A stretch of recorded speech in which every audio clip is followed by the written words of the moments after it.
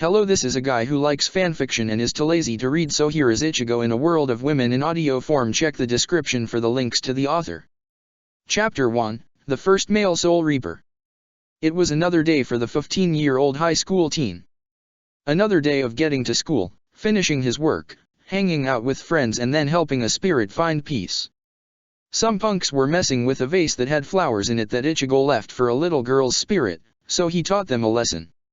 For as long as he could remember, Ichigo has always been able to see spirits and ghosts. It was something that he could recall all the way back to when his mother died when he was 9 years old and he couldn't do anything about it. He remembered that night all too well. The falling rain splashing his face and mixing with the tears and blood covering the ground. The girl who looked like she was about to jump into the river to end her life. The rush of air that went through his hair as he tried to save her and felt nothing but air going through his fingers. Those red eyes that appeared for a split second, and finally his mother, lifeless. After he lost her, he made a vow to protect anyone in need, no matter whatever happened to himself in the process. Ichigo walked along for a few more minutes before heading into his home, which also doubled as a clinic ran by his father. The same father who just so happens to attack his son all too often, like right now. "I'm home." Ichigo started right before he was kicked in the face by his dad. Ichigo fell to the floor head first and groaned. Ow. Damn it. Two things Ichigo. His hind started as he stood over his only son. 1. You dropped your guard like a rank armature. And 2. You're late for dinner. Oh come on. Ichigo yelled back as he stood up and got in his hind's face. I help make a spirit find peace, and this is how I'm greeted. And what do you mean I dropped my guard, you crazy old man? I live here, so I shouldn't have my guard up. Oh, so it's the ghost's fault, eh? Ishine yelled back as the two started to fight each other in a comical way. Hey, come on you two. Yuzu started in a worried tone as she sat down at the table with a plate in her hand. Can't you two just sit down so we can have a dinner? Let em fight, Yuzu. Karen said in her usual nonchalant tone. More they fight, more food for me. Yuzu was still very unsure why only she and their dad couldn't see ghost and why Karen and Ichigo never thought much about it. The simple fact that they could commune with the dead always intrigued the blonde. As Yuzu was thinking to herself, Ichigo had punched their dad into a wall and stormed off to his room, stating that he'll eat later. Ichigo opened his door and went in, closing it with a slam. He flung his bag on his desk and laid down on the bed. Ichigo spread himself out and placed his arms behind his head before shutting his eyes and drifting to sleep. In his dreams he could hear a faint cry from a woman. It wasn't like a regular cry, it was more of a light sob than a cry. Ichigo saw her and saw that she was kneeling next to a body of some sorts. He walked over to the shadowy figure and looked over her shoulder to see a dead body of a woman he didn't know with long black hair. She had a peaceful yet stern look to her face even while she was dead. Ichigo didn't know what was going on and looked over to the shadowy figure only to see that she was gone. What the hell? Ichigo whispered to himself as he looked around. After a few seconds of nothing, he looked back to the body of the woman and now noticed that another lay beside her. The face of this girl was covered by what looked like a towel of some sorts. She was interlocked hand in hand with the woman with black hair, and the look on that woman's face changed from stern to happy. She opened her eyes and Ichigo could see the pale blue orbs on her face. She looked over to him and smiled weakly before whispering something Ichigo couldn't hear. Before Ichigo could even voice his own thoughts, a rumble happened that made both women vanish like water. Ichigo looked around and could still feel the intense rumbling grow and grow until he felt a sharp pain in his head. He clenched said area and could feel an intense pulse growing furiously in his own mind. The pain that followed was unbearable for the teen as he fell to his knees. Weak. A distorted voice called out from the distance. Ichigo barely registered it, but looked up to see a blur of someone wearing all white and far away. The figure could tell that he saw it and smiled at him. Weak. It said again, this time the voice was distinctly a female's. Before Ichigo could say anything, he opened his eyes and was back in his own room. He breathed heavily and was sweating at what he saw in his recurring nightmare. This dream had been happening to him ever since his mother died 6 years ago. Ichigo still had no idea what it meant, but it always ended with that woman calling him weak every time. This time it was different though. This was the first time that he had felt any pain before. What was that supposed to mean? Damn it! Ichigo said to himself as he laid there lost in thought. Who are these people? He said to himself in his thoughts. Suddenly and without warning, a black butterfly flew into his room through the closed window. Ichigo was confused as to what he had just seen until a girl in a black outfit suddenly came out of his wall through some kind of portal of sorts. Ichigo immediately went on the defensive when she grabbed at her sword. Whoa! Who the hell are you? He yelled out. It's here, she said to herself in an ominous tone. Growing a tick mark on his head, Ichigo kicked the girl in her rear while shouting. Hey, I'm talking to you. The girl landed on her face was immediately confused at what had just happened. She could have sworn that there was no way a human could see her, let alone a male. If you're a burglar then you're not a very good one. Ichigo yelled at her. Why you can see me? The girl started as she turned her head toward the boy. She got a very good look at him and stood up quickly, seeing his eyes following her movements. That's not possible. What? The whole me knocking you on your ass thing, or the whole seeing you thing? Ichigo asked her in an almost insulting tone. He did not sound like he was in the mood for any sort of shenanigans tonight. The girl stared at him with wide eyes and just had to ask this boy. Are you really a boy? Ichigo was even more irritated now. Not only has this random girl just showed up out of nowhere, but now she was questioning his gender for some weird reason. Ichigo took a breath to calm himself down and decided to just answer her question without losing his composure. Yeah, I am. He answered her while crossing his arms around his chest. Why is that important?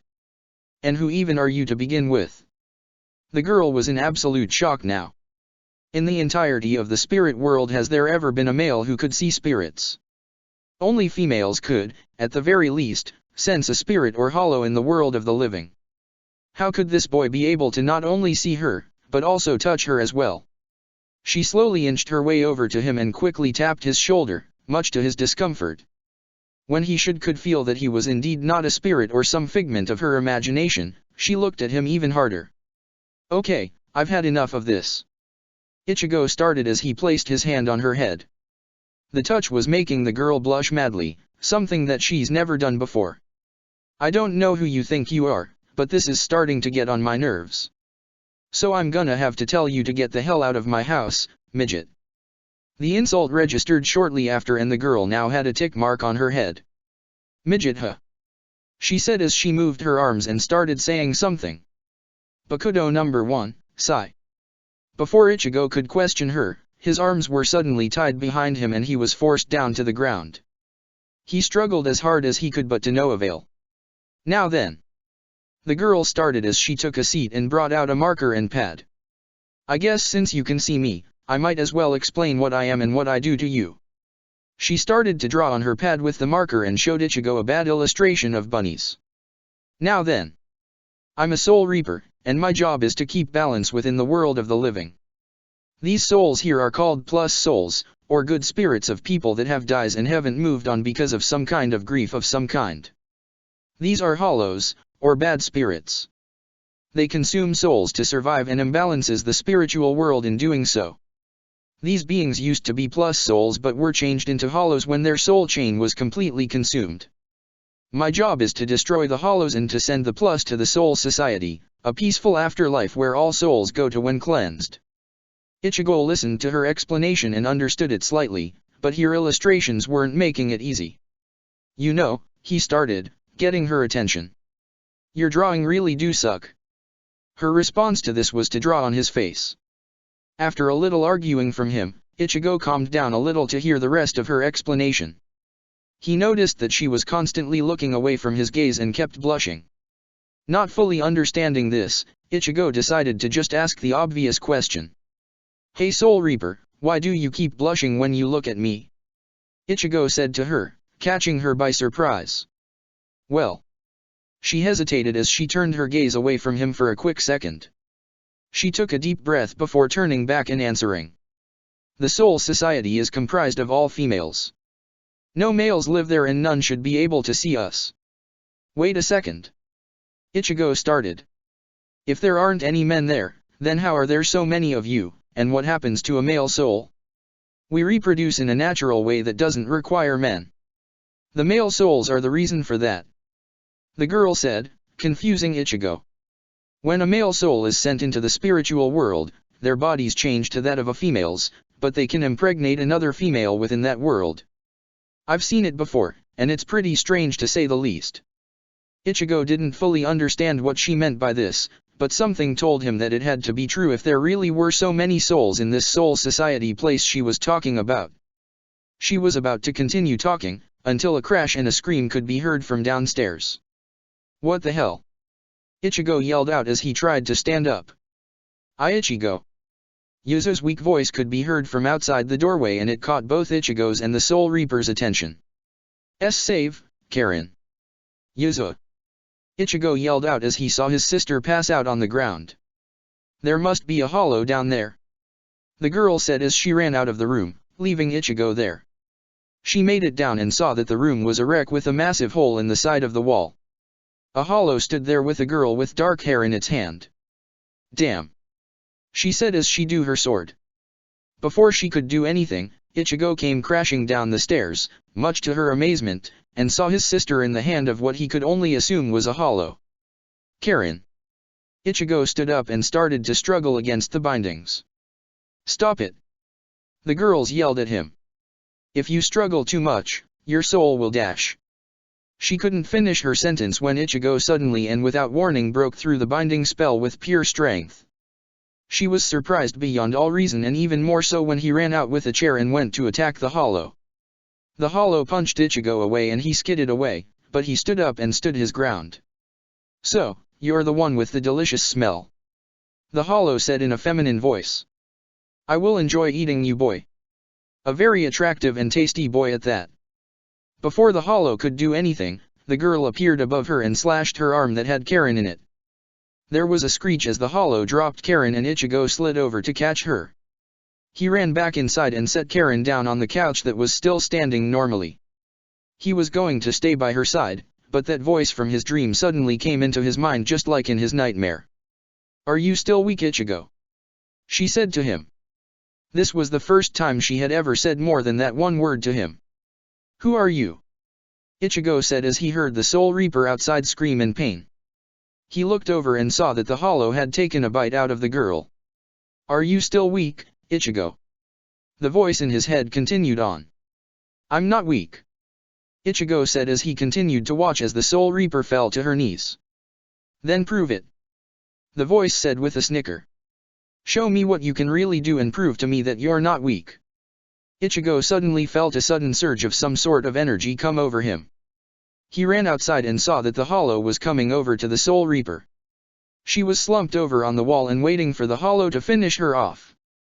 That was when Ichigo suddenly came over and, with his clenched right fist, punched the hollow directly in the face. This surprised not only the girl but also the hollow, which was flying away right about now. Ichigo stood there for a moment and looked at his right hand as it changed from a pale white color with black fingernails, back to his regular hand. I don't know what you just did, boy. The girl started as she struggled to lift her sword off the ground.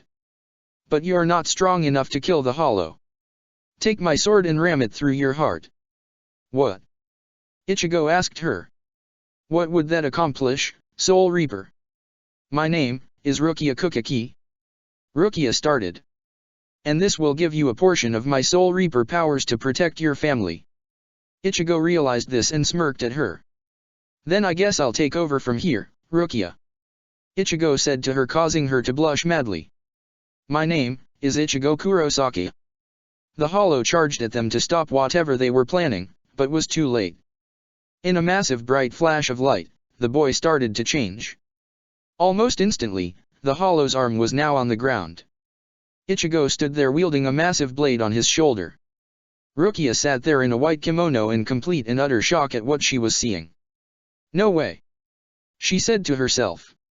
I only planned to give him a portion of my energy, but he took all of it. And he's still a male? How? Just what is he? Her thoughts were broken when she saw him lift up his blade. I've never seen anyone wield a Zanpakuto that massive before. You tried to hurt my family. Ichigo said to the now terrified hollow. And for that, you're dead. He rushed over to it, and before the hollow could even react, Ichigo cut it in half with his blade with ease. The hollow slowly disappeared from existence in the world of the living, and Ichigo was left standing there, looking at himself and his blade. "Whoa," he said to himself as he saw something in the sword that looked oddly familiar.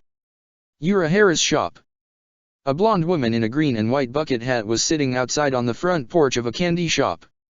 She looked out into the distance as she felt an intense and powerful spirit energy she had never felt before, and slightly shuddered. It was strange for her. She had felt many powerful spirit energies before now and felt completely fine, but this energy was different. It was intimidating to her and yet very securing at the same time. "Boss," a tall and muscular woman with shades on said from behind the blonde. "I felt it too, Tessai," the blonde said to her as she stood up. "It's coming from Masaka's old home." She tipped her head back as she could see faint traces of the energy flying all around. "Whoever is the reason for this, I have a bad yet interested feeling about this." Chapter 2, Something's Different. Ichigo woke up in his bed as the sunlight hit his face. He just had a pretty good night's rest for the most part, and he stretched himself out. He was very relaxed until he remembered last night. Ichigo quickly got out of bed and ran downstairs only to see his family standing in the living room staring at the huge hole in the wall. "I can't believe a truck actually hit our house last night and none of us noticed it," Yuzo said to Karen, who was a little skeptical about this whole thing. "I don't know, Yuzo. I just find it hard to believe that a truck hit our house and didn't even mess up most of the inside," Karen said to her twin sister. "Oh, Masaki." Ishine started in his usual goofy way. He ran over to the poster of his dead wife and planted himself on it. "I wasn't here to protect our precious children, and they could have been hurt." He started crying fake tears until he saw Ichigo standing on the stairs looking at the hole. He became a little serious when he saw Ichigo. "A truck hit the house last night," he said to get his attention. "Police say it was possibly a drunk driver who didn't have much sense to stay here and at least wake someone up." Ichigo looked over to his father and was confused beyond belief at what he was hearing. Did last night really happen to him? If none of it was real, then how come he could remember talking to that woman from his dream? It had to be real, right? Ichigo kept thinking to himself as he walked on to school. It was bothering him far too much to just accept that that was all in his head somehow. Something like that can't be imagined. Ichigo went into his classroom and passed by his friends to his seat. Kigo had tried to surprise Ichigo but merely caught a clothesline for his troubles. Ichigo walked past Orium and waved to her when she waved at him. He saw Chad standing next to her and she had her usual look on her face as Ichigo passed her. Ichigo waved to her and Tatsuki before sitting in his chair next to the window. He looked outside and started to think about last night hard. Unbeknownst to Ichigo though, a girl he never paid any attention to suddenly started to stare at him for no reason at all. She was wearing glasses and had short, dark blue hair. She looked as if she had seen something truly impossible as she stared at Ichigo. Ichigo looked away from the window and noticed her staring at him, but she blushed and quickly turned away. Now Ichigo knew that what happened last night wasn't just his imagination. He had gotten that same reaction from Yo Ichigo. Kigo interrupted Ichigo's thoughts. "What's up, Kigo?" Ichigo asked his friend in a somewhat irritated tone. "We have a new student, dude, and she's kind of a cutie if you ask me." Kigo whispered that last part to him and moved out of the way. When Ichigo saw the girl, he immediately jumped out of his seat and pointed at her while stammering. The girl in question was the same girl from last night. She stood there in a school uniform and did a little curtsy before introducing herself. "Hello there. I'm Rukia Kukaki, your new classmate." She held her hand out to Ichigo for him to shake it. Before Ichigo could do so, he saw that her hand had writing on it. "Say anything and you're dead." Ichigo felt very uncomfortable now and slowly shook her hand. "Nice to meet you, again," he said, catching Kigo's attention. "Again?" he asked. "You met her before, Ichigo?" "Actually yes, he has," Rukia said quickly. "It was yesterday while he was passing by me on the street." Kigo shrugged and walked off as the teacher came into the room. Before Ichigo could turn around, Rukia had grabbed him by the back collar of his shirt and taken him out of the room. He protested for a bit before Rukia had taken him outside and stood in front of him. What the hell was that all about? He asked her in a clearly angered tone. First of all, shut up, Rukia said to him as she reached into her skirt pocket. Second, there's a hollow nearby and you need to take care of her, air it. Ichigo didn't understand what the hell she meant by that. What are you talking about, Rukia? I thought you were a soul reaper and taking out hollows was your job. Well, it's very impossible to do that when you have all of my powers, Ichigo. She started to put on a red glove with a white skull in the center of blue flames. Now hold still. I really don't want to screw this up. She said that last part under her breath. Ichigo was about to say something until she rushed over and shoved the glove in his face. Ichigo fell back from her force and stood up angry only to realize something off. He was standing in front of Rukia and his body. What the hell? He shouted as he pointed at his body in horror as it laid on the ground. What did you do to me? Relax. All I did was take your soul out of your body, Rukia explained as she started to move his body out of eyesight from anyone who might see him. You can get back inside it after we're done. Now let's go. Rukia started to walk away and Ichigo had no choice but to follow her. They ran off over to a park where they saw a little boy running away from a spider-like hollow. Ichigo wasted no time in preparing to go out there and stop the hollow, until Rukia stopped him. Where do you think you're going? She asked in a cold tone. Ichigo turned to her and saw the stern look on her face. I'm gonna go and save that kid. That's why you brought me here for, right? So you're just going to go in head first into an enemy you previously knew nothing about before last night? Rukia continued in a harsh tone. And take up the mantle of a soul reaper, bearing all the responsibilities of defending the human world from these monsters. That isn't something you merely do once then forget. It is a commitment. A job that never ends and will always be your top priority no matter what. Are you strong enough to accept those responsibilities, Ichigo Kurosaki? The boy stumbled and fell to the ground. He was too frightened to get up and far too terrified to look at the hollow chasing him. Before the hollow could sink its teeth into the boy, Ichigo made a declaration by stabbing the hollow through its mask with his sword. Here's my answer to you, Rukia, Ichigo said as he pulled out of the hollow and watched it fade away. One thing that will never change about me is protecting people, no matter who or what they are. He turned to her with an equally as stern face that caused Rukia to blush slightly at him. If protecting these spirits from these hollows is something I have to do, then so be it. He walked over to the boy who was still on the ground and looking up at Ichigo in amazement. Ichigo kneeled down to him and placed the bottom of his hilt on the boy's forehead. The boy suddenly felt a peaceful rush hit him as his clothes faded away and his body started to change on him. Ichigo stood up and backed away to watch this. It would no doubt be the first of many times he would see this and know just what Rukia was talking about. The boy's body started to change within the light as he was transformed into a girl with his similar features. Ichigo looked on at how the girl looked and noticed that she was indeed a girl. She floated away and disappeared into the sky to what Ichigo could only assume was the Soul Society. Whoa! He said to himself. Impressive, isn't it? Rukia asked him. He looked over to her and saw her smirking to him. That's what happens to males. Now come on, we'll miss school if stay here. Ichigo nodded and followed her back to school where he went back into his body. They went to class and sat in their respective seats apart from each other and all Ichigo could think about was how many souls are still out there, and how he can help them. Urahara's shop. There it is again, the blonde said as she was behind the counter of her store. She looked outside and could tell that the two children cleaning the place up also felt it. Yururu, Hinta, come finish cleaning up there then head inside, okay? The blonde said from behind the counter. This energy has been making her worried since last night, but she made sure that the two outside couldn't hear it in her voice. Got it. A girl with short red hair, a white shirt and blue shorts said as she went over to the other girl. Come on Yururu, let's hurry up so we don't have to feel that ridiculous energy again. Yururu nodded timidly and swept a little faster. She knew exactly what would happen if she felt that energy a second time. When the two finished, it was well past noon. They finished and ran inside to get to the training grounds so they didn't have to feel that energy for the rest of the night. The blonde could breathe a little easier now, knowing that those two would be alright now. Her reprieve was interrupted when she saw her newest customer, Rukia Kukaki, walk into her shop. She used her fan to hide her concerned look as Rukia walked in.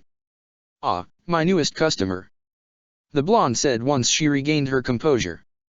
"To what do I owe this illustrious visit? I need something to help a certain individual become detached from their soul for a short while, Urahara," Rukia said to her. She was obviously a little bit frustrated for some reason.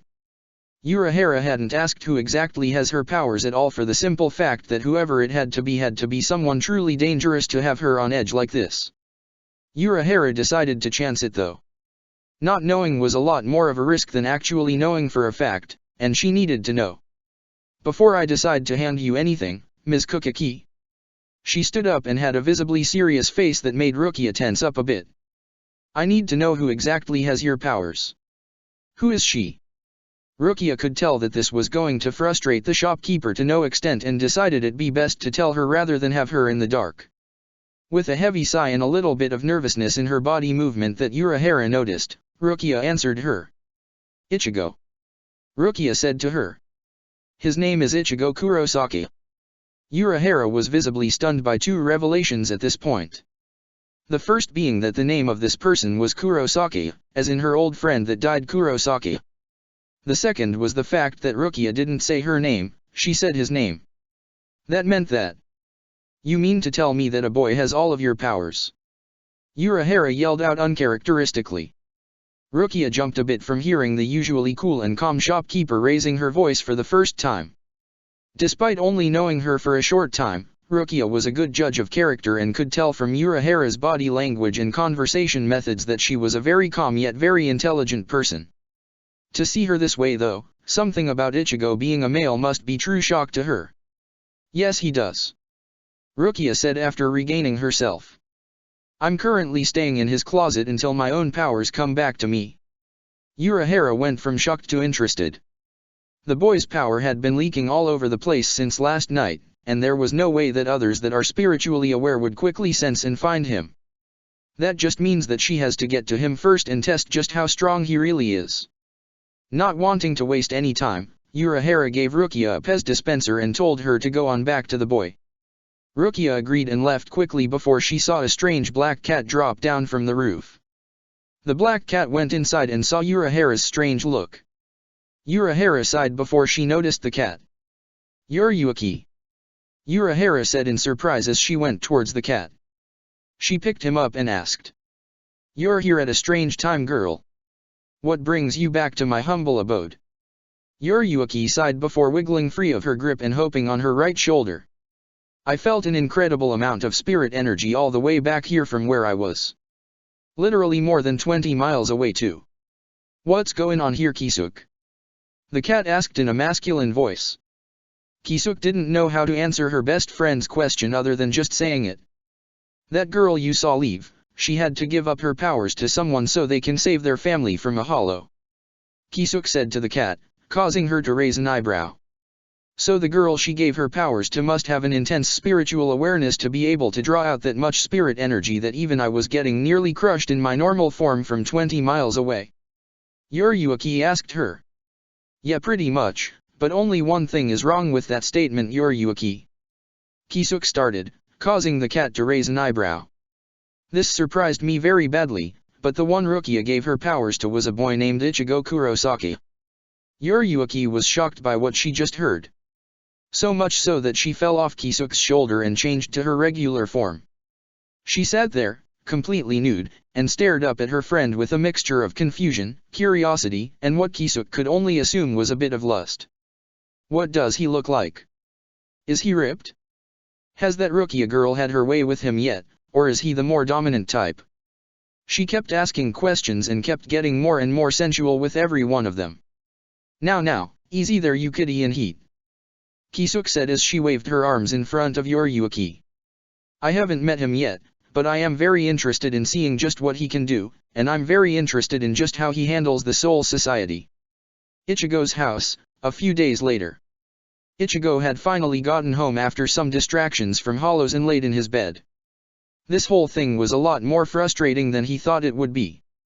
A hollow would appear every once in a while and Rukia would get him to go after it.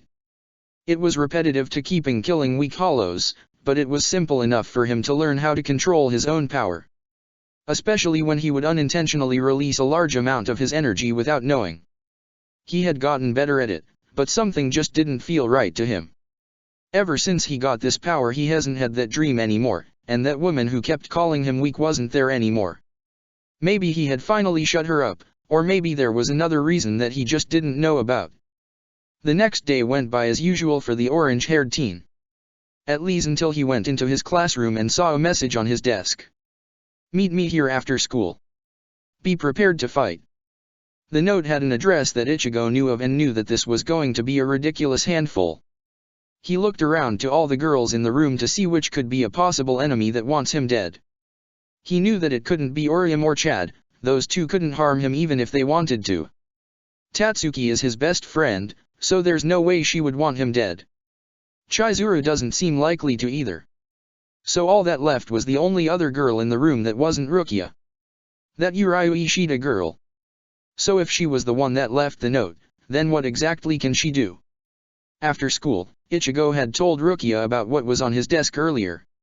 She didn't know what to think of it at all, so she basically told him to be very careful when he faces her.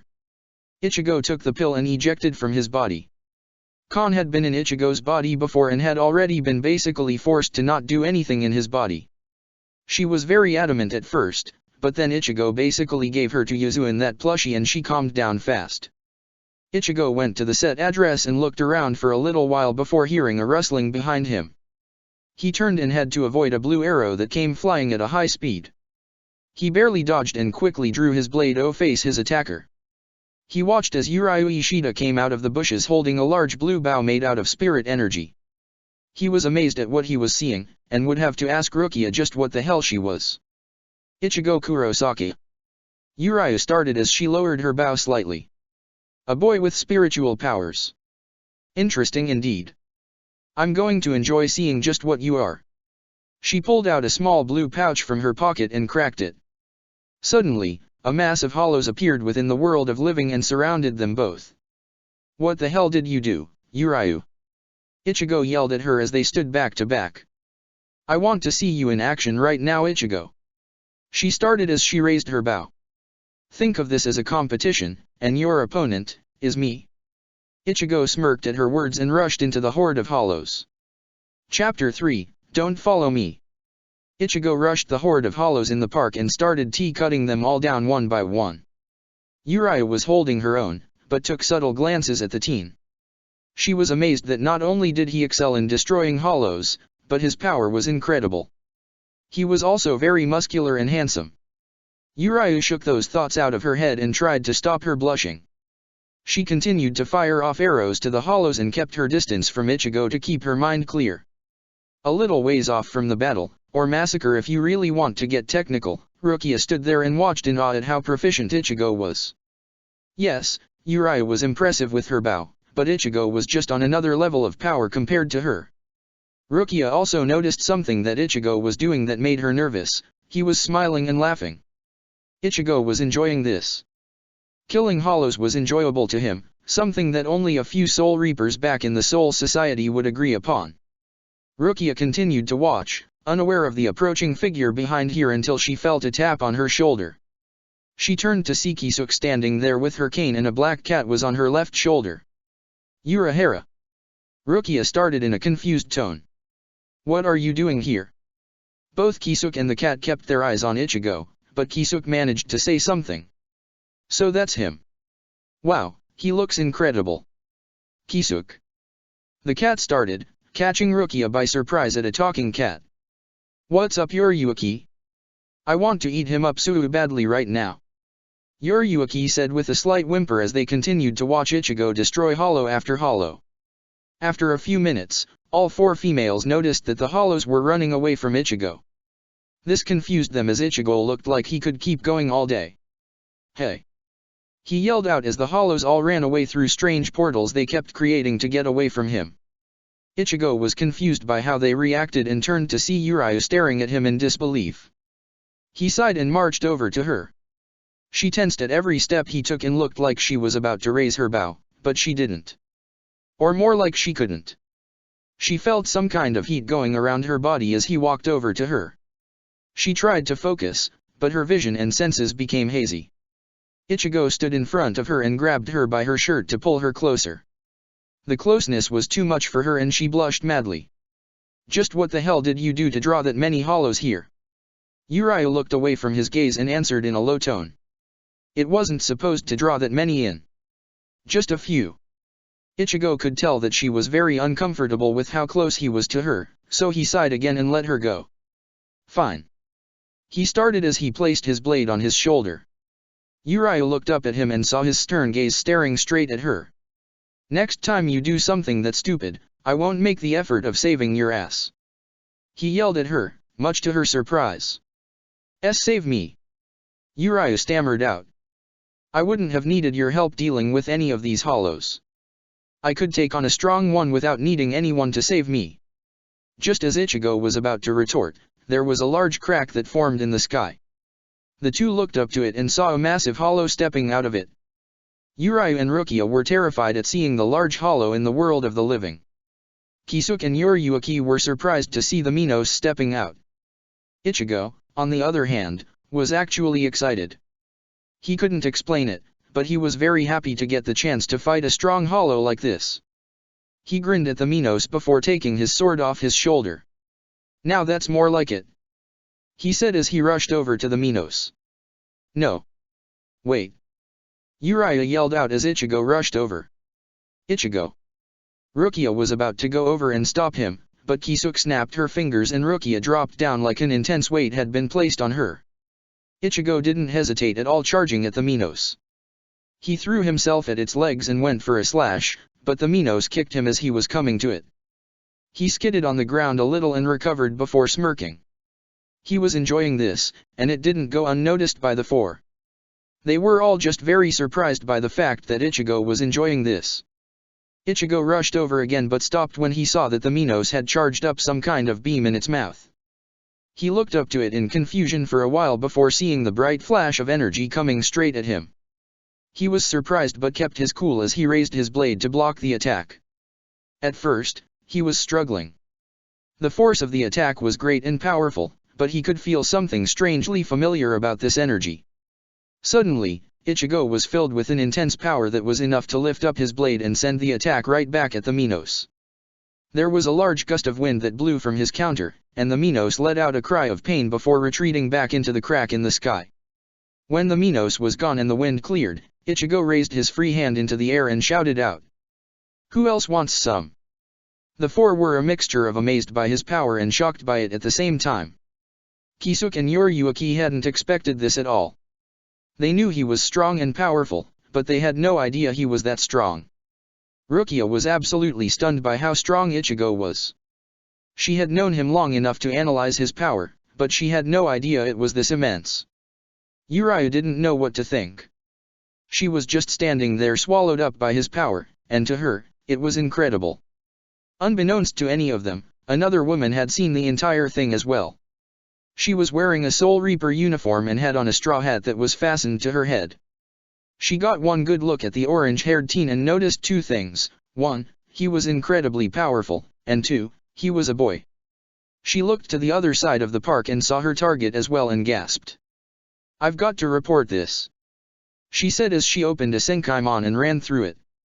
That didn't go unnoticed by both Kisuke and Yoriyuki. They knew that had to be someone sent to find Rukia. If their hunch was right, then the Soul Society would send high-ranking officers to get her to be executed for breaking a forbidden law. Soul Society. The woman with the straw hat passed through the gate rather quickly and made her way over to the Squad 6 barracks as quickly as she could. She pulled off her hat and let her short black hair flow with the wind passing through her. She entered the barracks and found the captain and lieutenant walking along to the gate. Captain Kukaki, she said as she bowed to the woman. Captain Kukaki was a tall, slender woman with her hair in some kind of design. She wasn't wearing her white haori but had a teal scarf around her neck. She looked at the woman with a monotone look in her eyes, but answered her regardless. Eiko Seto. She started. What is that you want to tell me, and where is Rukia? Eiko looked up and answered her. I found Rukia Kukaki captain, but I was stopped when a mass group of hollows attacked the area. I was about to intervene, but then a Minos Grande appeared, ma'am. This caught the red-headed lieutenant's attention as she gasped in shock. No freaking way. A Minos attacked the world of the living and we didn't know about it. Calm yourself, Renka. Byakuran said to her lieutenant. She looked back to Eiko. How did you deal with it then? That's the thing, Captain, someone else did. Eiko said as she scratched the back of her head. This caught Byakuran's attention as she crossed her arms and asked. Who? Eiko looked around to make sure they weren't being listened to as she whispered to them. A male soul reaper with bright orange hair. A guy with powers. Renka shouted out in surprise and shock. Even Byakuran was stunned by what she heard, but kept her composure nonetheless. She looked around and saw that some of her squad had heard the lieutenant's outburst. She gave them a glare that sent a sense of dread through them and they scattered. She looked back to Eiko and said to her. Me and my lieutenant will bring Rukia back. Inform the head captain that we have found her and are bringing her back for her trial of a forbidden technique, but know this, Eiko. She stood in front of the woman and glared daggers through her, making her very uncomfortable. Do not inform her of this male soul reaper. We will deal with him ourselves. Understood. Byakuran left before Eiko could say anything and was followed by Renka. They made their way to the Senkaimon gate and waited for it to open. While they waited, Renka had to ask her something. Captain, what did you mean by deal with him? You don't really mean that we'll kill him, do you? She asked with a bit of hesitation in her voice. If it comes to that, Renka, then yes. We will deal with him. Byakuran said without even turning around. Ichigo's room, that night. Ichigo had been in his bed after his initial defeat of the Minos Grande. He wasn't tired after the whole thing, just mainly irritated at everyone gawking at him afterwards. True, he didn't really mind all too much, but it still irritated him when any of them just stared at him like that. He could tell that if he were to go to the Soul Society that it would basically be like this, only 10 times worse. Damn. He said to himself as he stood up from his bed. Ichigo went out of his room and went to the bathroom, but when he went in, he heard mumbling and struggling noises. He followed the sound and found Kon taped behind the toilet with a note next to her. He untaped her and took her to his room. Ichigo. We have to save Rukia. She yelled out. Save her? What are you talking about? She's right here. Ichigo opened up his closet only to find it empty. What the hell? See, I told you. She left after putting this message on me. Kon held the note up to Ichigo and he took it. At first it made no sense, but with some careful thinking he cracked the code. It explained that she was leaving so he could be safe from the Soul Society when they came to take her. It also said that she would most likely be executed for her crimes and that he should just live his life without worrying about any of this anymore. What the hell is she thinking? Ichigo said to himself as he picked up Kon. He reached into her mouth and pulled out her green pill. After wiping it down, he ate it and went out through his window to find Rukia. While Ichigo was doing this, Rukia was already confronted by 2 familiar faces. She looked up and saw the redhead jump down with her sword drawn and do a downward slash to her. Rukia barely dodged it and got a cut on her cheek for her troubles. I see. Renka started. So you really did lose all of your power, huh, Rukia? She said with a very cocky grin on her face. Well then, taking you back with us should be pretty damn easy. How did you find me, Renka? Rukia asked her friend. Renka grinned at her and placed her Zanpakuto on her shoulder. Pretty easy when we found out about the Minos, and the male soul reaper. Rukia gasped at what she heard. Before she could ask, Renka interrupted her. Tracking his energy patterns was easy, especially with these goggles of mine. She motioned to the visor on her forehead. It tracked your faint spirit energy and led us right to you. Rukia looked over to her sister and saw that she wasn't even looking at her. Rukia felt a sense of dread as Renka made her way over to her, and the fact that she couldn't even defend herself filled that dread. Just as Renka was about to grab Rukia, an intense spirit pressure covered the area. Even Byakuran was taken aback from it. Renka was suddenly forced back when a massive blade appeared in front of her. She jumped back and the blade cracked the ground, sending shockwave throughout the area.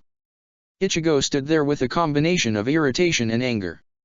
"So you were just gonna leave and thought I wouldn't try to find you?" Ichigo asked Rukia without even turning around to her.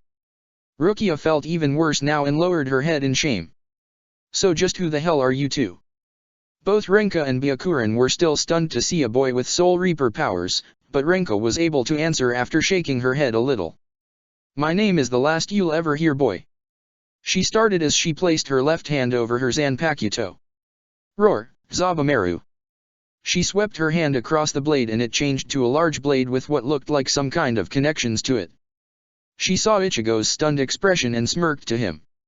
"My name is Renka Abarai, and this fight is over." She did a forward slash and the blade extended. Ichigo raised his blade to block it, but the force was too great. Renka's blade dug into Ichigo's shoulder and she pulled, letting the extensions tear into him. Ichigo dropped his blade and fell to his knees. "Huh." Renka started as she walked over toward Rukia, who was in absolute shock. She had never seen Ichigo taken down so easily throughout the time she's been around him. "Guess you were all hype and no skill." Ichigo was unresponsive. He hadn't moved at all and it was making Rukia worried and the other two confused. Was he really this easy to deal with? Renka didn't want to believe that a mere human male who was given Soul Reaper powers and took out Aminos was this easy to defeat. She went over to him and knelt down to get a good look at his defeated expression. She smirked at him before saying, "What? Don't tell me that you're really that damn weak boy." When he heard that, something inside of him snapped. He had been called weak ever since his mother died by that voice.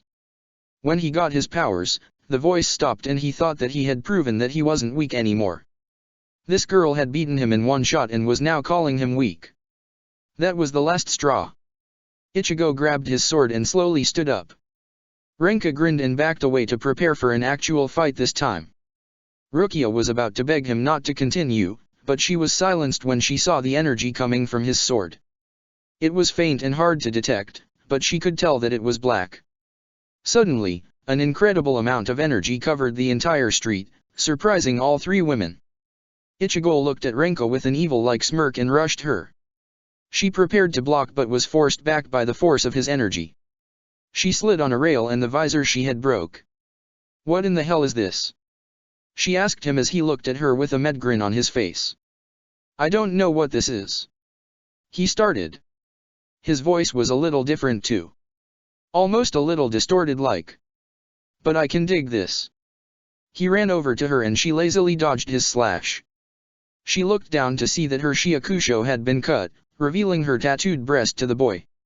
Ichigo wasn't even paying attention to her chest as he jumped at her with help from the railing and went for another strike. Renka dodged again, only this time when she landed she fell to her knees. The pressure he was emitting was too much for her as she looked up to see Ichigo leap into the air. "I can't move," she thought to herself. "I'm so dead." Ichigo went to slash her down, but when the dust cleared, his blade was gone. "What the hell?" he thought to himself. "How did that happen? Was it her? No, it couldn't have been." He turned back to the other woman. "Was it her? No. She hasn't moved from that spot." Byakuran raised her hand and showed Ichigo his missing blade. He gasped and she dropped it to the ground. She reached for her sword and Ichigo prepared himself. When he did, suddenly she was moving past him and he felt that something wasn't right. After a few seconds, blood splattered out of 2 wounds on his chest. He fell to the ground in confusion, wondering just what had happened. "You're even slow falling down," she said as he finally hit the cold concrete. Rukia and Renka looked on at the scene in both horror and awe. Byakuran sheathed her blade and turned to her lieutenant. "Do you need a moment, Abarai, or do I need to get Rukia myself as well?" Renka nodded and went over to Rukia. "Let's go, Rukia." She led her to an open area where she was going to open the Senkaimon before asking her captain. "What about him?" Byakuran looked down on the boy and didn't even change her expression. "He'll bleed out if he's not treated. I cut his soul chain so he shouldn't be a problem." Just before she was about to turn and walk away, Ichigo had grabbed her by her hakama. She looked down and saw the grin on his face. Don't think that that's gonna stop me. Byakuren was visibly irritated and was about to draw her blade again, but before she could, Rukia had kicked Ichigo's hand off of her. Don't touch my sister, Rukia said in a cold tone. What the hell, Rukia? Ichigo said in a weak tone. You'd die faster if you did that. She continued while not looking at him. I'm going to face my fate for what I've done. You don't belong in this world with the rest of us, boy. So please. Her voice broke as she turned towards him. She had tears in her eyes and was conflicted with her emotions. Live your life as an ordinary human. Before I got involved in it. Please, don't follow me. Ichigo could see how broken up she was about this whole thing and couldn't say anything. She turned around and noticed her sister standing there with her eyes closed and sword still sheathed. Let's go, sister. Byakuren opened her eyes and turned to her lieutenant. Renka opened the Senkaimon with her Zanpakuto and Reseo led it. 3 hell butterflies came out of the Senkaimon and the 3 stepped in. The gate was starting to close, and the last thing Ichigo saw before he lost consciousness was Rukia looking back to him. She mouthed off a few words that Ichigo didn't want to hear her say. I'm sorry. A few minutes later. The gate had closed and rain started to pour on the town. Ichigo had fallen into unconsciousness and was now laying in a wet pool of his blood. He looked like he was really dead, at least that's what anyone else would have thought if it wasn't for some unknown force that had started to heal up his wounds. Kisuke had found Ichigo lying there and witnessed the strange healing that was taking place on the boy. The energy was a black color and had at least stopped the bleeding. Yuriyuki was on her shoulder and was also staring at the event taking place in front of her in shock and awe. Kisuke. The cat started. I know, Yuriyuki. Kisuke interrupted. The power we've felt all this time wasn't Rukia's that was inside of him, it was this. She took her cane in her left hand, while she held her umbrella in her right, and poked the energy. Her cane's tip had been completely disintegrated, much to her surprise. Okay. I think we'll need to get Tessai here to move him. Kisuke said in a defeated tone. Oh, I'm gonna enjoy eating him up when he wakes. Yuriyuki said with lust in her voice. Now Yuriyuki. Kisuke started as she reached into her pocket and pulled out her phone. You know what we're gonna do. Help him first, then have him repay us. She said to her feline companion with a wink. Chapter 4, Zanjutsu. Darkness was all that Ichigo could see right now. He was completely enclosed in it and couldn't move his body at all. Everything felt so heavy yet so weightless all at the same time. He felt as if he had died right then and there. Had he died? Was this what death felt like? But if that's the case, then how come he doesn't appear as a spirit? Is the process of death different for a Soul Reaper who has died, or is it just Ichigo being a male and dying with these powers? Either way, he didn't know what was going on, but for some strange and vague reason, he felt at peace. Ichigo. A low woman's voice said to him. Wake up. It was gentle yet full of power to it. Wake up, Ichigo. Ichigo slowly opened his eyes and was met with bright lights shining all around, squinted so his eyes could adjust to the light. But what was very strange was the fact that when he looked up, he saw a tall building. He was wearing his regular clothes before he left his home as well. Ichigo sat up and looked around to see that he was in some strange world filled with blue skyscrapers. He was on the side of one yet he wasn't falling. He stood up and looked around for a brief moment before that voice started again, but this time it was weak and frail. Ichigo. He turned and saw the woman from his dreams lying on one of the skyscrapers, covered in some kind of blue bindings. She was pale white with long black hair that covered her nude body. She was pretty stacked as well, with large breast and a very curvy and luscious ass. She looked over to Ichigo and had pitch black eyes with yellow irises to them. She looked like she was in pain as she was being held down by the blue bindings and had a face that looked borderline like she was pleading with him. Help me. Ichigo, please help me. She said in a frail tone as she lowered her head from what Ichigo could only assume was exhaustion. Without a moment's hesitation, Ichigo leapt off his skyscraper and went sailing over to her. He landed next to her and immediately remembered who this was. It was the woman from his dreams that kept calling him weak. He hadn't heard from her ever since he got his powers from Rukia. Ichigo simply assumed that he had proven to her that he wasn't weak and she stopped, but now that he saw her like this, something wasn't right. Ichigo shook his head and was going to figure that part out later, for now she needed his help and he had to help her. Ichigo grabbed at one of the bindings that were wrapped around her left leg and pulled. She yelped in pain at his force, causing Ichigo to release the bind. Ichigo didn't know how to save her if trying to free her causes her pain. He was starting to get worried when she started to breathe heavily and looked as if she was hyperventilating. Ichigo started to panic and tried to think of what to do, but he was stopped when she started to talk in her weakened state as the bindings started to wrap around her body. Ichigo. She started, looking up to him. I'm sorry. I'm so sorry. Ichigo didn't know what she was talking about, but knew that he couldn't lose her.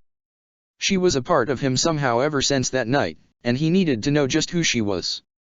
Without another moment's hesitation, Ichigo grabbed at one of the bindings and clenched it tightly. He didn't know what this was or how it even was here, but he knew that he would have only one shot at this. This might hurt a little, okay? Just bear with it. Ichigo said to her right before her face was covered.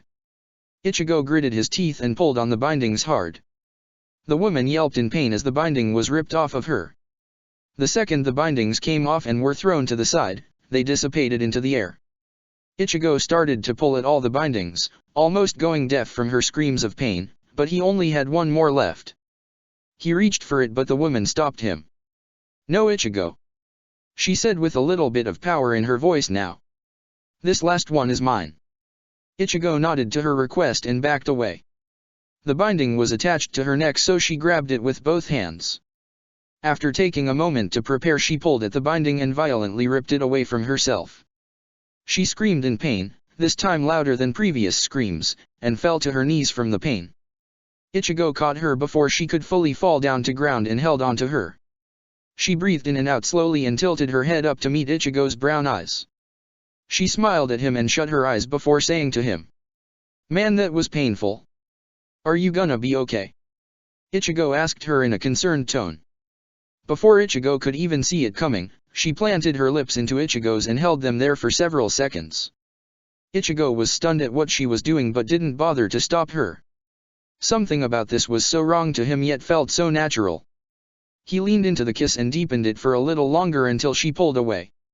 She smiled at him and stood up without his help. Now I'll be okay, Ichigo.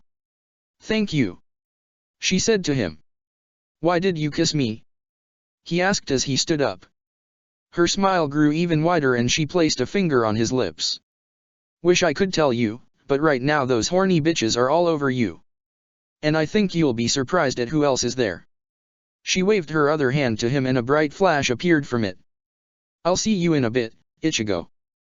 Before Ichigo could even say a word, his eyes opened suddenly and scared the 5 sets of eyes staring down at him. He rose up quickly and grabbed at his left shoulder where Renka had cut him, but there was no scar or even a cut. He felt where he was stabbed at by the other woman and there was also nothing. Damn kid. Don't scare us like that. A male voice said from Ichigo's right. He turned and only saw a black cat with yellow eyes staring at him. Ichigo would have been confused by a talking cat, but right now that was the least of his worries. Ichigo, are you alright? A familiar voice said to him. Ichigo looked forward and saw that it was Orium who asked the question along with Chad sitting next to her. They both looked visibly worried for their friend and Ichigo could tell that something was a little off about this whole thing. Ichigo turned to his right and saw 2 other women sitting there with concern on their faces as well. One was a muscular woman wearing an apron while the other had on a green and white bucket hat. Yeah. He finally said to them. I'm okay, but what happened? Where am I? He finally registered an issue he had just ignored previously when he looked to the cat again. And did that cat just talk to me? Well, to put it simply. The woman with the hat started as she took out a fan to cover her face. You Ichigo Kurosaki are in my shop. My name is Kisuke Urahara. This is my assistant Tessai Tsukabishi. She motioned to the cat. That's an old friend of mine, Yuaki Shihoan. And you already know these 2. She pointed to Chad and Orium. So tell me Ichigo, how do you feel? He had to think for a moment about the question. How did he feel? It was a strange mixture of relief, anger, confusion, and anxiety. He had no idea just what happened to him when he was fighting Renka before. He remembered everything, but there was a gap in between when she cut him and when his sword was cut in half. What had happened in between then? Doesn't matter for right now, Ichigo. The woman from before had said to him in his head. Just hear them out first, then get Urahara to help you out. I'll take care of the rest afterwards. Ichigo nodded, which confused the five, then looked over to Kisuke. I'm fine, but I need to get my powers back. This surprised the blonde but also intrigued her at the same time. He must not know about how he somehow healed himself earlier. Wait a minute, Ichigo. Orium started, getting his attention. You're not really thinking of going to save Rukia, are you? She was concerned for him, obviously, but her voice had power behind it. This wasn't the exact same Orium that Ichigo's always known. That's exactly what I'm thinking, Orium. He said to her in a determined tone, causing her to blush. Then we'll come and help you. Chad said in her usual tone. She gave him a thumbs up and smiled to him. Ichigo in turn smiled back at her, causing her to blush and look away. Well, if that's the case, you two need to resume your training. I'll be waiting downstairs. Yuriyuki said as she walked off. She stopped for a second and turned her head back to see Ichigo again. She smiled at him and said, I'll enjoy breaking you in, Ichigo. Ichigo felt a shiver go down his spine as she said those words. The cat walked off and left the rest there for now. Well, you two. Kisuke started as she and Tessai stood up. I guess now would be the perfect time to explain yourselves to Ichigo here. It'll give me time to prepare to get his powers back. The two walked out of the room, leaving the two girls in there with Ichigo. Ichigo looked at the two and waited for one of them to start. Orium decided to explain herself first. She took a deep breath and started. My powers first started coming to me around the time my brother died. She started. I didn't know what was going on at first. 1 minute he was gone, the next a hollow had appeared to devour his soul. He ran away, but the hollow noticed me staring at it and went to attack me. That was when my brother decided to act and flung himself into the hollow's way. He was eaten, but something happened just before he was gone. He reached out for me and touched these. She motioned to her hair clips and they burst into light, revealing 6 small fairies, all female, floating right next to Orium. They appeared and helped me defeat that hollow. I've been training with Yuriyuki to control it properly for the past 2 years now. Whoa! Ichigo said in surprise as he looked at the 6 fairies. They all looked at him with somewhat nervous expressions as they hid behind Orium. Are they afraid of me for some reason, Orium? You could say that. She started while scratching the back of her head. It's more of a reaction than actual fear. Your energy is kind of intimidating. Oh. He started as he looked to them. Sorry about that. He turned his attention towards Chad and asked her. So what exactly happened to you, Chad?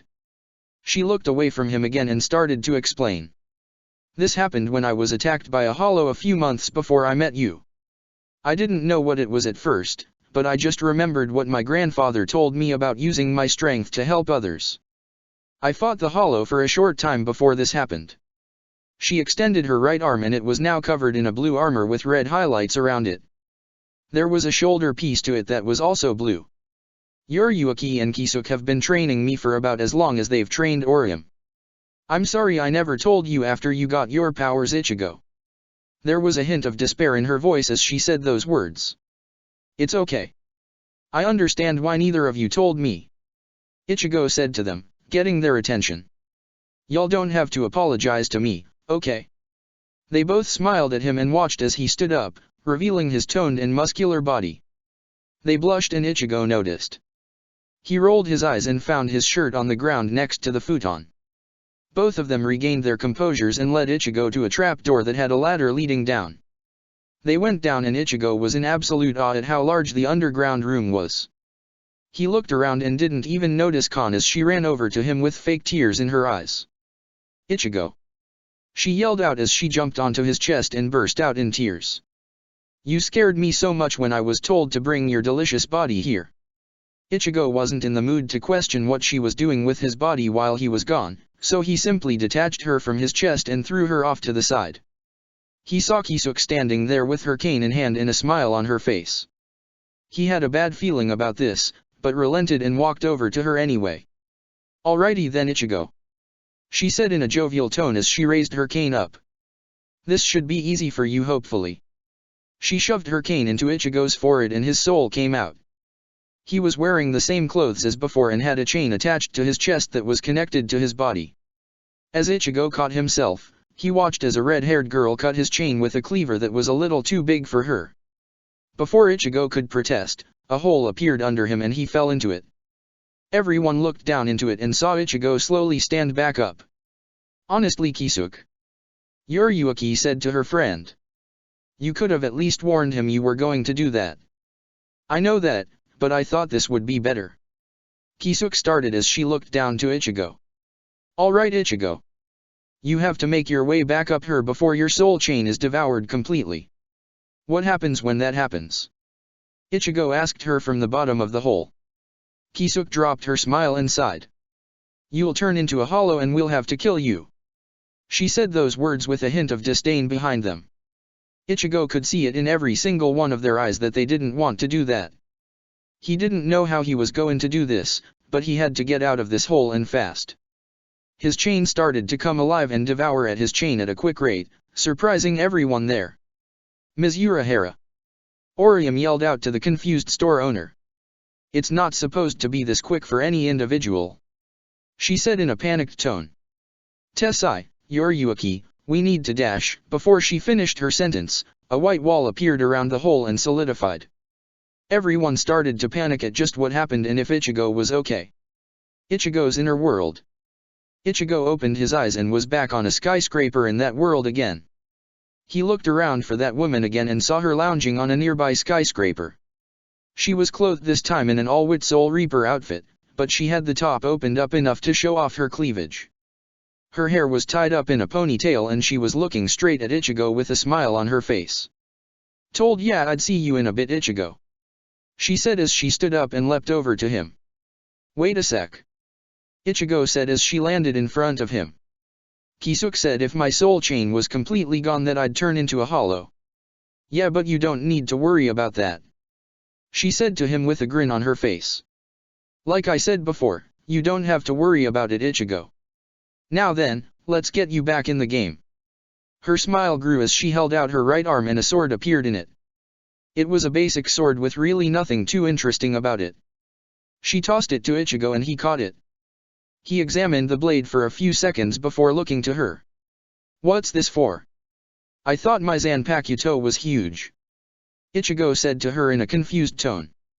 "Well, someone is overcompensating for something that I actually know is there," she said to him, causing him to blush for the first time since he's gotten into this whole world.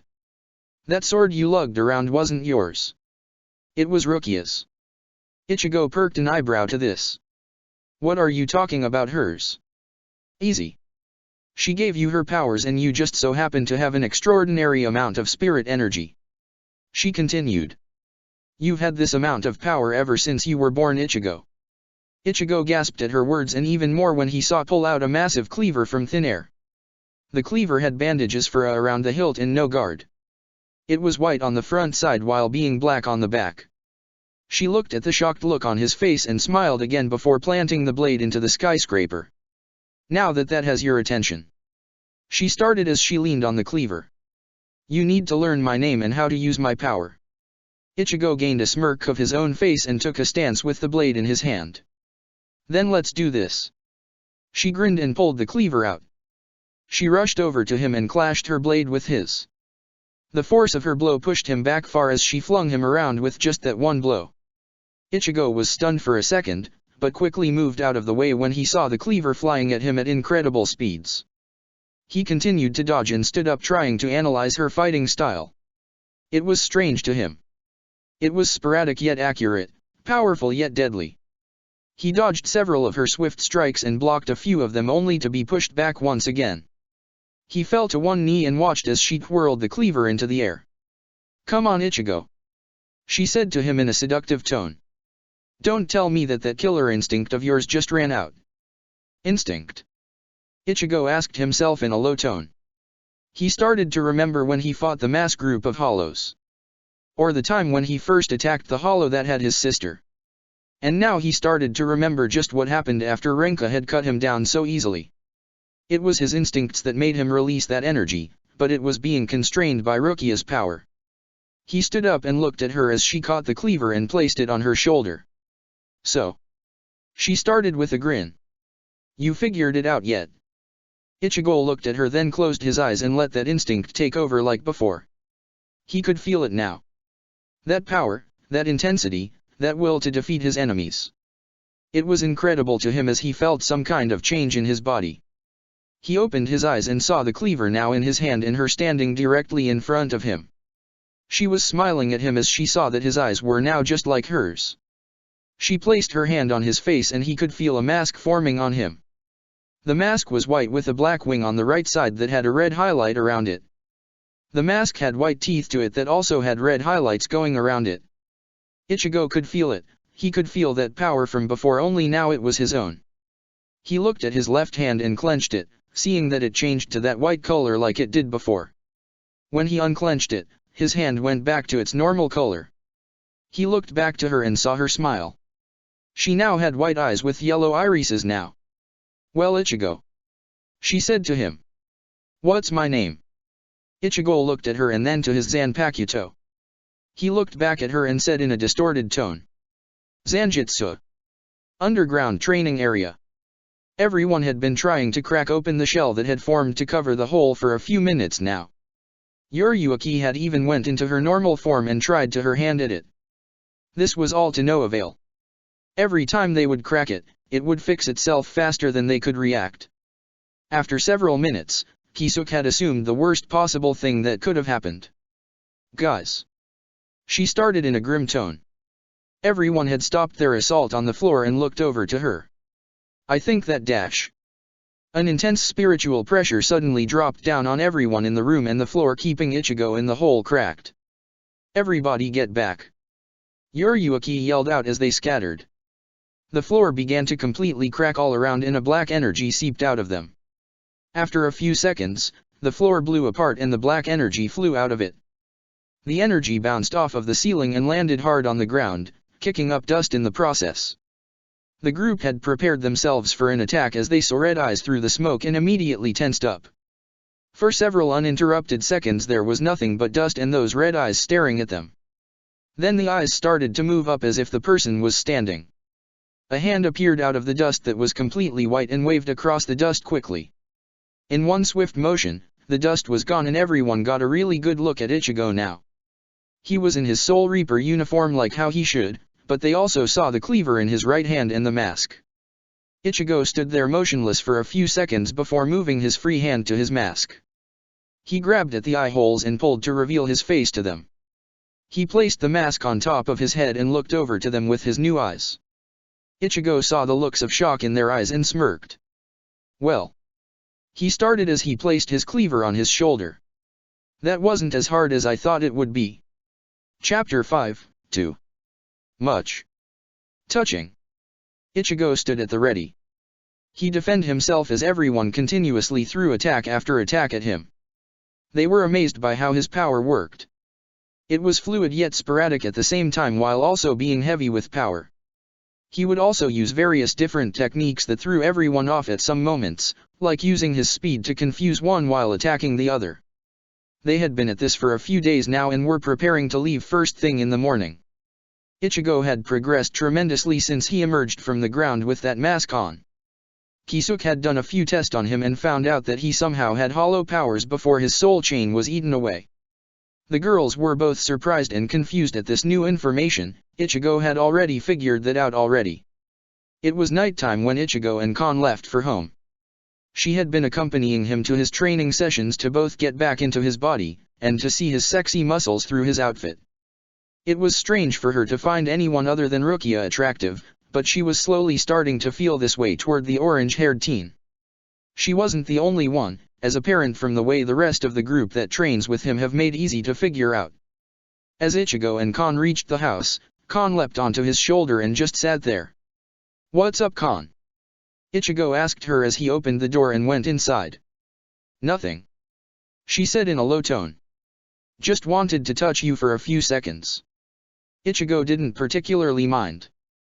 He had started to get used to being either stared at or groped by both Kisuke and especially Yoriyuki. A little closeness from the plushie wasn't going to kill him.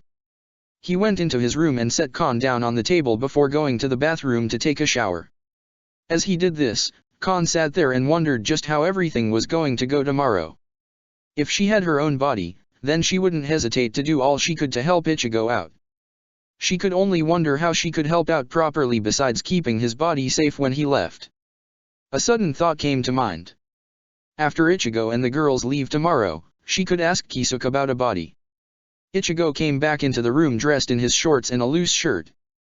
He rubbed the back of his head and yawned. Kon noticed this and watched as he got on his bed to sleep. Ichigo. She started hesitantly. Yeah, he said to her as rested his head on the pillow. For a few brief seconds, Kon was silent. Then she decided to just say it. Just be careful when you go to save Rukia. Ichigo looked over to her and smiled, sending a chill through her soft and plushy body. I will. I promise. And with that, Ichigo fell asleep to prepare for the morning. The next day, Urahara's shop. Ichigo was walking to the shop with Kon on his shoulder once again. The two had spoke earlier and Ichigo made it very clear not to do anything crazy with his body other than take out hollow. Kon knew what he was talking about. When she had possession of his body the first time at school, the very first thing she did was head to the bathroom and gaze at Ichigo's body in full. It was very awkward from what Kon told him when some random guy walked in to see Ichigo without any clothes and standing in front of a mirror. When the two got to the shop, they noticed that Chad was already there and standing alongside Kisuke. Ichigo was taken aback a little when he saw Chad's outfit. She was in tight black leggings and a grey top with no sleeves and was pretty tight on her. Ichigo walked over to them and Chad noticed how he was staring at her outfit. She blushed and held her head down. That's a nice outfit, Chad. Ichigo said to her with a smile. She looked over to him and smiled a little. Thanks, Ichigo. I usually don't let the guys see me wear this when I work out. So could you please not tell them what I wear? Ichigo nodded to her and that eased the tall girl a little. Ichigo looked over to Kisuke and noticed that Yoriyuki wasn't out here. He tensed a little and hoped that she wouldn't try to gotcha berry hunk. Surprise him. Yoriyuki wrapped her arms around the back of his neck and whispered those words into his ear. This sent a shiver down his spine from her closeness and where one of her hand were reaching down to his chest. Ichigo was a little frozen by how he could never see her coming and hoped that this would end soon. When are you gonna let me have a taste of that strawberry milk of yours, Ichigo? She whispered again as she reached lower. This kitty's thirsty. Nope. Still going. That was when Orium showed up and saw what her teacher was doing to Ichigo. She was wearing gray sweatpants and a pink shirt that hugged her curves. Yoriyuki. She started in a semi-irritated voice that caught the cat's attention. You promised not to do anything to Ichigo until after we save Rukia and head back here. What do you mean, until after? Ichigo asked her as Yoriyuki continued to feel him up. At this point, both Kon, Chad, and even Kisuke were a little jealous of how bold Yoriyuki was compared to them. Kisuke would tease and feel him up a little, but would never do anything like this. Chad could never do this to her friend, and Kon could never find the courage. Orium just seemed to be pretty annoyed by her teacher's antics more than anything. Fine. Yoriyuki said to her first student and let go of Ichigo. But I'm not gonna wait after we get back. She continued as Ichigo turned to her. As soon as we get back, the second we do, I'm gonna rock your world, Ichigo. Ichigo felt very unsafe around this horny woman but decided to ignore it for now. Well then. Kisuke started after she cleared her throat and shook off the thought of being in bed with Ichigo. We're almost ready. Just waiting on our last member. Ichigo looked to the shopkeeper confused. He knew that he, Chad, Orium and Yoriyuki were going, but who else was coming with them? His thoughts were answered when Urayu Ishida appeared in front of the shop. He looked at her in confusion but also surprise at what she was wearing. It was some kind of white uniform that had blue highlights all around it. She saw the way he was staring at her and gritted her teeth. She looked away from him and said, "Stop gawking at me, pervert." Ichigo looked away while shaking his head. "Alrighty then." Kisuk started as she poked Kon in the head with her cane. Her pill came out of her mouth and into Ichigo's hand. He ate it and left his body before he started to stretch. As he did this, all 6 females stared at him intensely and with various ideas in their heads of what they would love to do with him. Ichigo noticed this and rolled his eyes. "You were saying Kisuk?" he said to the shopkeeper. "Huh?" Kisuk said before shaking her head again. "Oh right. Well, if you all would follow me." She stammered as she tried to pry her eyes away from Ichigo. They followed her down to the training grounds and were met by Tessai. The muscular woman positioned herself next to some type of device planted into the ground and held her arms to it. Kisuk positioned herself to another one and did the same as Tessai. "All right." Kisuk started as both she and Tessai poured some spirit energy into the devices. "Once we open the portal, head in and start running to the exit.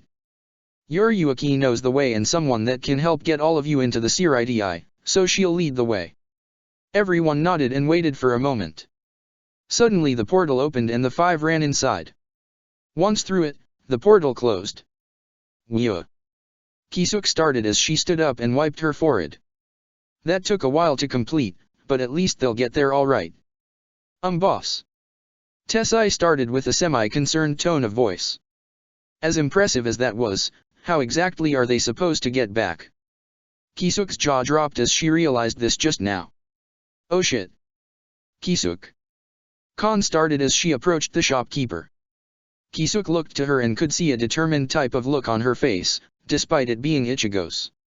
"I don't know if this'll make a difference in this whole thing, but I want to be able to help fight without being in Ichigo's body." Kisuk immediately perked at her words and smiled deviously. Danga precipice world. Kisuk wasn't lying when she said to start running. As soon as the 5 touched down into the long and creepy area, a massive dark monster suddenly showed from the other side of the tunnel. They ran to the other side of the tunnel while the thing was chasing them and eventually saw a light. "Through here. Come on." Yuruaki yelled out as she leapt through the light. She was followed by the others and they found themselves falling from the sky. For a short moment they panicked, but soon enough got their footing. Ichigo and Uriu took to using their Ryutsu to stand on the ground while Orium used her shield to safely send her and Chad to the ground below. When they touched down, Yuruaki was waiting for them. They landed in an open field that had trees not too far from it. "Impressive," she started. "Quick thinking will definitely help when we get inside, but first things first." She walked over to Ichigo. "What now?" he asked with a sigh as he saw how she was staring at him. "Since we're here, you're gonna have to stay out of sight," she said in an almost serious voice. "The moment anyone sees you they'll be all over you in no time, so you stay behind for now." Ichigo would have protested but saw that she was right. If the way everyone here reacts to him is any indication, then it would be like that, only 10 times worse if others saw him. With a sigh Ichigo relented and nodded his head in confirmation. "Okay then." Yuruaki started while turning to the others. "We're heading to an old friend of mine that'll get us inside the Siridi. She's a bit of a handful, so be as nice as possible." "Understood." "Yes ma'am," Orium said in a cheerful tone. Chad gave a thumbs up and Uriu simply nodded. "We'll come back and get you when I smooth talk her into helping us out," Yuruaki said to Ichigo. He responded with another nod, seeing as though he was in a world where men don't exist in. The 4 left Ichigo out on the grassy field they were at and went on. Ichigo crossed his arms and decided to find some sort of way to pass the time. Since he was practically stuck in this area, he looked around for a tree or something to lean on. After a few minutes and passing by a couple of trees that looked promising, Ichigo came across this one tree that looked just perfect. It was large all around and had plenty of open space for him to stretch out, along with very bright red roses along the branches and trunk. Ichigo smiled at it as he walked over and laid against it, slouching so he could be in a somewhat seated position. He took a deep breath and felt the cool breeze hit him. The field was visible from where he was laying it along with some more open area. The peace and serenity was more than enough to make the orange-haired teen so relaxed that he fell asleep right there. 10 minutes later. Man, I can't believe that the roses are finally coming in. A woman said as she started making her way through the forest to a large tree. She was fairly short, had long brown hair and fair skin. She saw the roses in their entirety and smiled. They're beautiful. Just as she was finally at the tree, she heard the sound of someone breathing deeply, almost as if they're asleep. She looked to the other side of the tree and saw a soul reaper's outfit first. A soul reaper. She thought to herself. Here in this remote area? Why exactly would she be dash? That was when she got a good look at the rest of the soul reaper. From the orange hair to the sleeping face and large blade, she saw that this wasn't a woman. The face was too masculine to be a woman's face, so she quietly made her way toward the sleeping soul reaper. As she got a little closer, she suddenly remembered that not everyone has a feminine look to them. She knelt down to the reaper and poked their cheek lightly. Excuse me, ma'am," she said in a slightly fearful tone. There was no telling if this soul reaper was a noble clan member like the last reaper that showed up this close to her village was, so she was cautious. When she noticed that the reaper wasn't responding, she poked again, this time a little harder. "Excuse me. Miss Soul Reaper, are you okay, ma'am?" Ichigo felt the poke and slowly woke up from his nap. As he sat up some more, the woman noticed that this soul reaper must have been very flat-chested as she could only see muscles through the top. Ichigo rubbed at his eyes and looked over to see a woman with brown hair staring at him. He tensed for a second and got to his feet quickly, scaring her in the process. "I'm sorry, ma'am," she started as she bowed in apology. "I'm sorry I woke you from a peaceful nap. Please don't ransack my village like the last one did, ma'am." Ichigo was taken aback from this and felt conflicted. She thought he was a woman, so that was good in a sense, but she was scared of what he might do based on the actions of another. If he were to say something, then she would know that he was a male and probably spread the word. That was something that he wasn't looking forward to. Ichigo decided to go with the former and leave her so he could stay incognito for now, but it seems fate was a cruel mistress to him as a hollow suddenly appeared from the forest. The woman stood up and was shocked to see one here. The hollow was some kind of frog monster with a very long tongue and pale green skin. The mask was in the shape of a frog and had no teeth. Ichigo didn't hesitate to reach for his blade and unsheath it. He kept his eyes on the hollow but spoke to the woman. "You might wanna stand back," he said to her in his voice. The woman had never heard a woman with that deep of a voice before and just had to ask. "I've never heard a voice like yours before, ma'am. Do you have some kind of disability or something?" "Nah." Ichigo started as he grinned from ear to ear at the hollow. "I'm just a guy who hates it when a hollow appears out of nowhere." He rushed toward the hollow and slashed at its mask before it could do anything. When it faded away, Ichigo realized too late what he had said as he was caught in that battle-ready trance of his. He turned to see the woman staring at him with her jaw completely dropped as she now realized that this soul reaper was a man. Check the description for the links to the author.